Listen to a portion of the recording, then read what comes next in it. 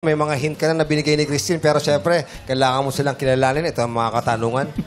Harap ka lang doon. Parang dahan-dahan ka pa lumalapit sa kanya. Question number 1.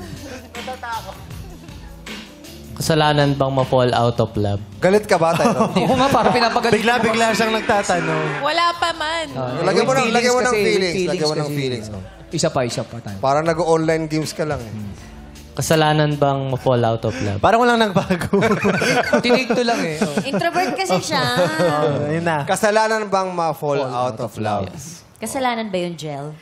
Hindi po. Kasi po, hindi mo naman alam kung kailan siya darating eh. Tapos kung paano at bakit. Siguro yung kasalanan doon, yun yung taong sumuko. Nung naramdaman mo na yung fall out. Kunyari, ikaw ang na-fall out of love, kasalanan mo ba yun? Hindi. Kasi hindi ko rin alam kung bakit talaga eh. Personal na tanong na ba yan, bestie? Parang baliw.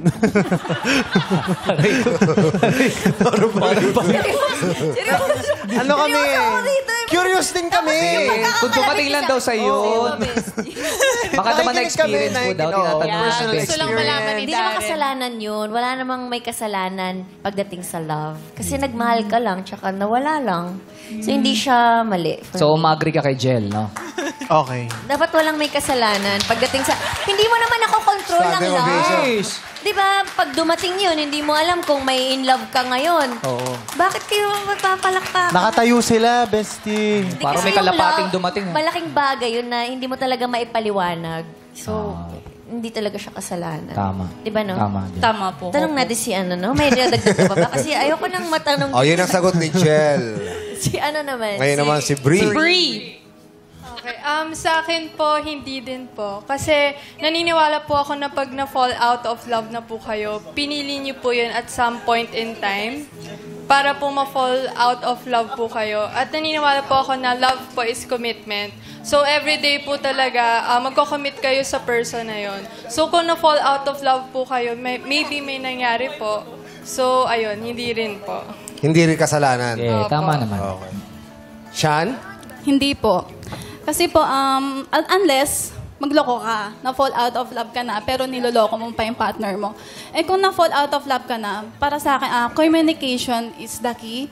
Pag-usapan nyo, try to work out, baka maging okay pa. Pero kung hindi na talaga, magiging toxic lang yon. So, parehas na kayo mahihirapan. Yung isa pinipilit, yung isa ayaw na. So, let go na lang. So, para sa'yo, hindi rin kasalanan? Hindi po. Okay. So, Tyrone, narinig mo na ang sagot ni Jel, ni Bree, at ni Sean. Ngayon, sino ang bibigyan mo ng green flag? Ang sabi ni Jel, hindi yung kasalanan kung sumuko ka na. Si Bree naman, hindi. Pinili mo yung pag-fall out of love, may reason bakit. Si Tree naman, hindi unless niloko mo ang partner mo. Si Kim Chiu daw! Hindi ako kasali. Mukhang nahihirapan si Tyrone eh. Christine, sa tingin mo, sino mas okay na sagot? 1, 2, or 3? Para sa akin po si Tu. Si 2, para sa iyo. Si Bree. Tingnan natin kung sasangayon si Tyrone kay Christine. Number 3 po. 3! Hindi sumangayon. Hindi unless niloloko mo na yung partner mo. Christine, anong pakiramdam na hindi na sumang-ayon sa'yo si Tyrone? Anong pakiramdam na hanggang ngayon hindi siya nakikinig sa'yo? Okay, ibig sabihin, Joke lang, joke. meron ng green flag si Sean. Question number 2, Tyrone. Ano ang mas gusto mo? Stay-at-home boyfriend o adventurous boyfriend? Uy. Umpisahan naman natin kay number 3 para Sige. mag-iba. Sean. Okay, Sean. Ano raw ang gusto mo? Yung nasa Stay at bahay home. lang o yung talagang lumalabas, gala Maraming ng gala? ganap. Maraming adventure. Adventure. Ako po, as a person na maraming ganap, every day nag-work 6 times a day, tapos one day lang yung day off. Lagi ako talaga nasa labas pag nagde-day off ako, rest day ko. So, okay lang mag-stay at home, pero sana naman, wag yung maging productive din. Like, sa Sunday po, minsan nagpo-pole or nagbaboxing po ako or kung anong pong productive na pwede gawin. Kasi for your health din naman yun. Kasi pag sa games ka lang, and iba naman din kasi pag addict na sa games or ano, since sa kanya, sa kabuhayan niya yun, okay lang yun. Pero sometimes, kailangan mo rin mag-relax and lumabas din. Ganun. So, adventurous ang pinipili mo. Yes. So, kung bibili lang ng soft drinks pero bungee jumping pa yung ginagawa, okay lang sa'yo. Grabe naman yun. Grabe naman yun. Malupit yun. Malupit na yun. Thank you, Sean. Jel? Para sa akin po ay adventurous po ang mas gusto ko. Kaya naman po kita sabayan kung stay at home ka. Pero kasi gusto kong, ayoko matrap ka sa comfort zone mo. Gusto ko makita mo yung mundo, yung magandang mundo sa labas, di ba? Kaya kita sabayan sa trip mo, sana sabayan mo rin ako sa gusto ko. Ganun. Ganda, klaro. Yes. Pero so far, wala pang may gusto sa trip ni Mukhang Tyrone. mapapasubo si Tyrone dito. si Tyrone. Sabi niya, Ay, shucks, na. lahat sila gustong lumabas. May realization naman si Tyrone eh. Nakagano na yung mukha. Hindi siya mentally prepared. Bree? Okay. Ako po adventurous din. Kasi adventurous din po ako, so let's go with an adventure together. So, ayun. Hey. Together po, adventure. Hey, adventure. Ang tanong, Tyrone, may pipiliin ka pa ba? Lahat sila gusto mo adventurous daw. O, paano yan? Sinong pipiliin mo? Tingin ko po yung number 1 po. Number 1. Bakit si number Jel, 1? bakit si Juan? Nagustuhan ko yung sinabi niya na adventure together. Adventure together. Oh, yeah. Jel ba ang nagsabi Cause- nun, yung adventure together? Oo nga, kasi the couples that prays together, adventure Adventures together. Si Bree ang Si number nagsabi 2 ang nun. nagsabi nun. Ang sinabi Brie ang ni nagsabi. ang sinabi ni Jel ay sasabayan niya ang trip mo kung sasabayan mo rin ang trip niya. Si Bree naman ang sabi, Adventure together. basta isang magsasama lang daw sila pag nag-adventure Sino ba yung together. gusto mo? Yung Ano daw? pangalawang sumagot o yung pangatlo? Yung pangalawa po. Yung pangalawa. Si Si Jel. Jel. Jel. Oo, Alam mo, si nalilito Jel. tayo. Gusto mo simulan natin mula sa pagpasok. Wala tayong oras. Si Jel. Si Alam Jel ko ang may time napili. Si Jel, so may one green flag na rin si Jel. Okay. Tyrone, third question. Anong klaseng relasyon ang mas ayaw mo? Yung boring o yung nakakapagod? Yung ganyan. Sino ba yung boring? Sino ba yung boring? Oy, hindi boring. May pinaparinggan ka ba? Hindi boring si Tyrone. Si Tyrone. Sino nga Si Tyrone, very demure, very mindful. yes. Ganun Yes, lang very siya. cutesy. Very cutesy. Tyrone, ulitin mo yung question kasi para may pinariringgan ka eh. Go, Tyrone.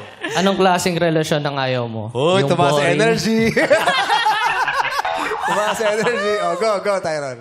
Anong klaseng relasyon ang mas ayaw mo? Yung boring or yung nakakapagod? O pagod ka na. Yung Hindi, boring biro or lang. nakakapagod. Dahil masyadong mataas ang energy. Ano Oo, ba yun. yun? Sobrang taas. So, uunahin naman natin ngayon si Bree. Free. Ako number po 2. yung, siguro po yung mas pipiliin ko po is yung, mas ayaw ko po is yung boring. Kasi po, naniniwala po ako, pag nakakapagod po, baka merong mga times na gusto nyo pong mag-work kayo, kaya napapagod po kayo workout. So, ayun po. So, para sa akin, yun po. Okay. Jel? Para sa akin po, yung ayaw ko yung nakakapagod. Kasi kung boring ka, hindi ako boring, ako bahala, syempre. Kung nakakapagod ka kasi... Masaya kung kasama si nakakapagod- Jen. Opo. Kung nakakapagod ka, edi mapapagod din ako para sa ating dalawa. So parehas mataas energy, nakakapagod na rin yun. Opo. Ano? Magkakasawaan Balance. sila. Oo, opposite. Boring, akong bahala. Go.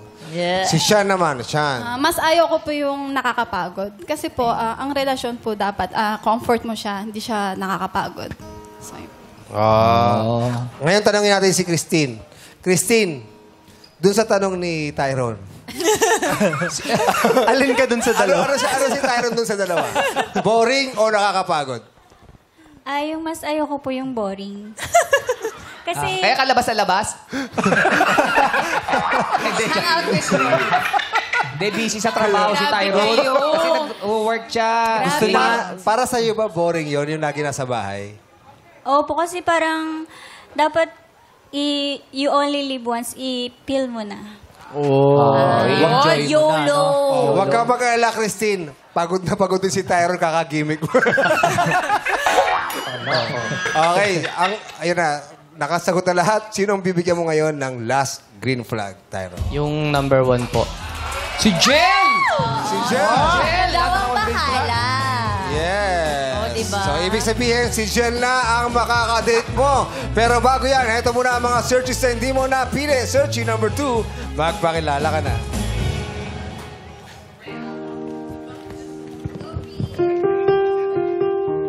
Hello, Tyron. Nice to meet you. I'm Bree. So, ayun, I hope na maging happy ka with Jel. Na-meet ko siya kanina. Mukhang masayahin at mabait siya. So, yun lang. Thank you. Yes, at ngayon naman, thank you so much, Bree. Kilalanin mo naman ang isa pang searching hindi mo napili, Sean. Let's go. Hi, Tyron. Congrats. Bagay kayo. Nonchalant and sobrang cheerful. Sobrang napagod kami sa kanya kanina. Sige, enjoy. Bella. Pakinggan muna natin ang message ni Christine. Natawa kasi ako sa message ni Sean. Pakinggan muna natin ang message ni Christine kay Tyrone.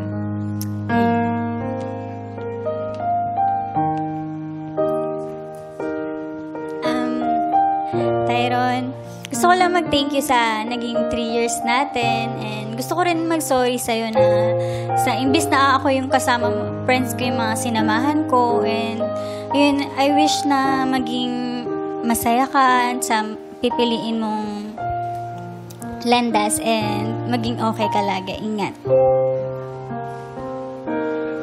Tyron? Gusto lang rin mag-thank you sa'yo sa masayang memories na iniwan mo sa ating dalawa. And gusto kong mag-sorry kasi hindi natin naabot yung promises nating dalawa na abutin natin yung mga goals natin na magkasama. Yun lang, sana maabot mo yung mga goals mo and sana ma-achieve mo yung mga pangarap mo. Yun lang.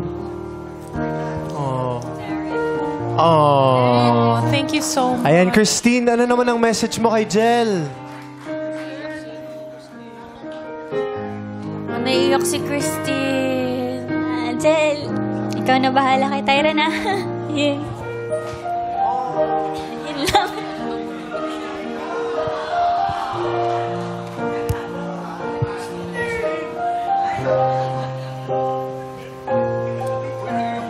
Kaya naman, Jel, palitan mo na si Christine.